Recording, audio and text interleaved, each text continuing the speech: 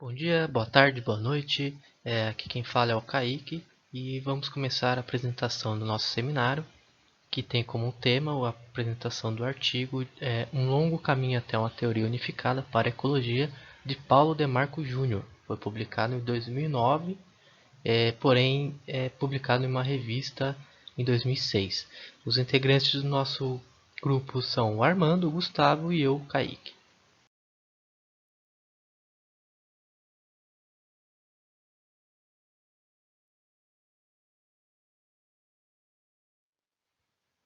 Bom, existem muitas relações que são consideradas gerais em ecologia e que foram avaliadas cuidadosamente com informações de campo.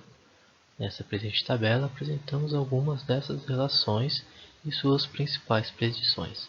Ela não é completa, porém exemplifica algumas ideias que são mais influentes dentre os ecólogos quando vão a campo buscar dados. Segundo o artigo, se partimos de uma definição ampla de ecologia, como o estudo da distribuição e abundância das espécies feito por Andrew Warta e Birch, publicado em 1954, esses exemplos de teorias gerais constatados na tabela 1 possuem expectativas que podem ser testadas, tendo consequência direta com a diversidade local de espécies em uma comunidade. Observando com um olhar generalista, uma unificação desses conceitos poderia gerar um sistema conceitual que seja importante para explicar a biodiversidade, e foi exatamente essa proposta feita por Hubble em seu artigo publicado em 2001, buscando unificar a teoria de Preston sobre distribuição e abundância com a teoria de equilíbrio de MacArthur e Wilson. Porém, há um descontentamento do autor deste artigo sobre essa teoria de Hubble, que Hubble descreve como uma teoria neutra da biodiversidade. Bom, trazendo um pouco sobre a teoria de Hubble, ele diz que é possível integrar sim as teorias de Preston e MacArthur-Wilson a partir de alguns pressupostos. Primeiro, os indivíduos dentro de uma comunidade são iguais, entre aspas, respeitando a probabilidade per capita de possuírem filhotes, morrer, migrar e até especiar, que é um verbo utilizado por Hubble em um de seus modelos que trata essa possibilidade de especiação em um único passo, que pode ocorrer em hibridação e poliploidia. Segundo, o sistema é regido por uma regra geral de limitação de recursos, o somatório zero, ou seja, uma espécie não pode aumentar sem que isso seja compensado com a diminuição de outra espécie. E terceiro, deriva ecológico, onde processos estocásticos comandam as variações de abundância das espécies. Como os indivíduos são equivalentes, o que determina a riqueza de espécies local é um processo chamado random walk. Devemos destacar também que parte desses argumentos e das deduções matemáticas que compõem o artigo de Hubble foram emprestadas da teoria neutra da evolução molecular de Kimura, publicado em 1983.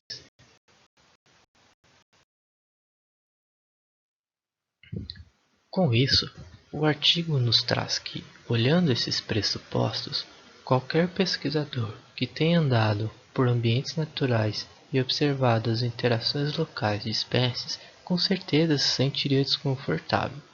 Isso se dá por alguns fatores. Os organismos não são iguais.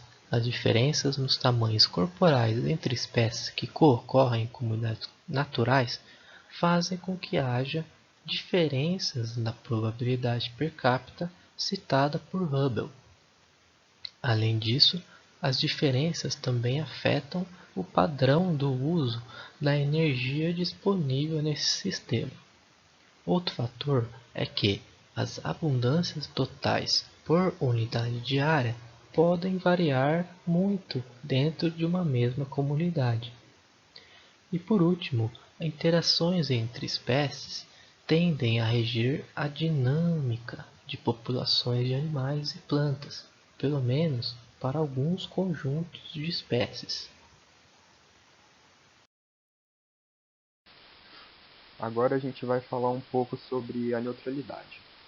E, como foi dito anteriormente, há um certo descontentamento do autor do artigo sobre a teoria do Hubble, porque o Hubble ele descreve a teoria dele como uma teoria neutra da biodiversidade.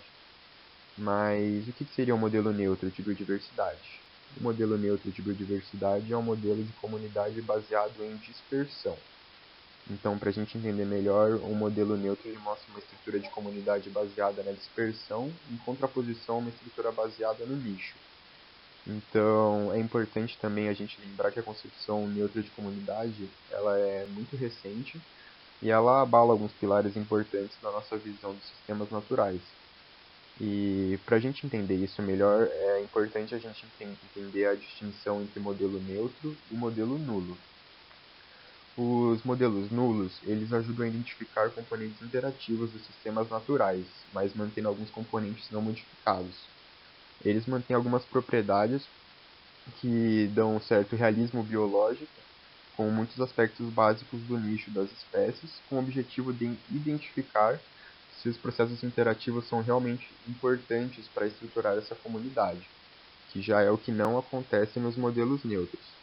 No estudo do Gotelli e do McGill em 2016, eles falam uma frase, né, eles observam que os modelos neutros postulam que diferenças consistentes de nicho não estão presentes, e essa estrutura da comunidade pode ser contabilizada por colonização, migração e extinção aleatória. Agora a gente vai falar um pouco sobre a teoria unificada do Hubble e a teoria neutra da biodiversidade e biogeografia. Ela foi uma monografia intitulada The Unified Neutral Theory of Biodiversity and Biogeography, escrita em 2001 pelo Hubble. Foi publicada pela Universidade de Princeton, localizada em Nova Jersey, nos Estados Unidos. E essa teoria ela é capaz de produzir predições sobre uma ampla gama de fenômenos biológicos, desde os padrões de distribuição, filogenia, abundância local, regional, riqueza de espécies e dinâmica metapopulacional. E ela tem como principal pilar a ideia de que os organismos apresentam uma equivalência ecológica dentro da comunidade, como também já foi dito anteriormente. Algumas predições interessantes que podem ser exploradas empiricamente são a dedução de distribuição de abundância para a comunidade local generalizada, que é a distribuição multinomial de somatório zero, característica importante que possibilita generalidade a essa distribuição. Ela pode apresentar um padrão igual ao da série geométrica, log série e log normal de acordo com alguns de seus parâmetros. Tem um mecanismo que gera diferenças entre os tipos de padrão de distribuição que podem ser observados, está ligado ao grau de isolamento de áreas-fonte e, portanto, fortemente influenciado pelas taxas de dispersão. A teoria prediz que as relações espécie-área têm forma dependente da escala espacial considerada. Na escala local, curvas de espécie-área devem ser sensíveis à abundância relativa local e aparecer curvilineares em gráficos log-log. Já na escala regional, a relação seria linear em gráficos log-log. E esses resultados eles possuem grande importância por discutir fenômenos biogeográficos de filogenia e da abundância de espécies, o que afeta diretamente propostas de conservação da biodiversidade. Há espaço para a teoria bionômica? Como será o dia em que podemos nos desfazer das diferenças individuais a fim de compreender a biodiversidade? Os padrões anteriormente estabelecidos mostram uma enorme complexidade na hora de adaptar esse modelo a outros indivíduos do reino animal. Hubble apresenta sua teoria baseado no exemplo de árvores, na qual fica fácil de compreender a limitação que estas apresentam. Uma das principais relações da teoria neutra unificada é o conceito de equivalência entre os indivíduos, desconsiderando quaisquer aspectos morfológicos ou padrão de abundância das espécies. Desse modo, é desconsiderado quaisquer tipos de diferença entre os indivíduos, seja mesmo o tamanho corporal. Em argumentação, Hubble diz que a equivalência entre os indivíduos pode ser mais simples de ser observada do que se espera. O seu argumento é de que existe uma tendência de diferenciação do nicho dentro de comunidades, que levaria a valores equivalentes de adaptabilidade dos. Porém, quando o modelo apresentado é aplicado a diferentes grupos animais, percebe-se uma grande defasagem da teoria neutra unificada. Ou seja, a unificação completa da teoria da biodiversidade deve incluir aspectos importantes da teoria do nicho. Essa seria uma premissa para descobrirmos, para que possamos assim concluir uma unificação completa, feita e aplicável a todos os indivíduos de todos os grupos animais. Gostaria de agradecer principalmente ao professor pela proposta do exercício, pelos outros colegas que participaram de outros temas de seminários e principalmente ao meu grupo, pelo desempenho e a oportunidade de participar deste trabalho. Mais uma vez, obrigado. Bom dia e boa tarde e boa noite a todos.